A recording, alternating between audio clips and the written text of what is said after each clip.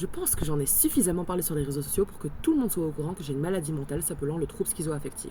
Même si aujourd'hui je vais bien et que je suis stabilisée, c'est en grande majorité grâce à mon traitement neuroleptique que je prends tous les jours.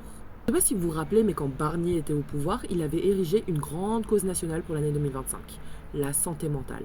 Sauf que là, on s'est pris une grosse douille. Même si les pénuries de médicaments apparaissent de plus en plus souvent depuis le 2021, il y a certaines pénuries qui font parler moins que d'autres. Depuis janvier 2025, il est impossible de trouver en pharmacie de la quétiapine. La quétiapine est un antipsychotique et un régulateur de l'humeur utilisé dans des cas de force majeure. Il est administré à plus de 200 000 Français sur le territoire.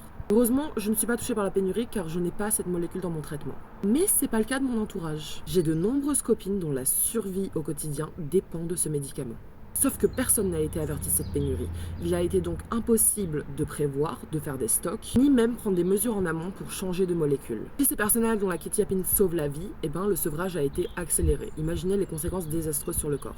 Et aujourd'hui, je prends la parole, je sais pas trop ce que ça va changer, mais en tout cas, je voulais vous relayer vers un article de Marie-Claire. J'avais fait une interview vidéo avec eux à l'occasion des journées de la schizophrénie, et en off, j'avais parlé avec la journaliste absolument formidable de la pénurie de quétiapine. Elle m'a dit qu'elle était indignée par le silence dans les médias sur cette pénurie. Elle m'a donc demandé si j'avais des amis qui pouvaient témoigner en faveur d'un article qui porte sur le sujet.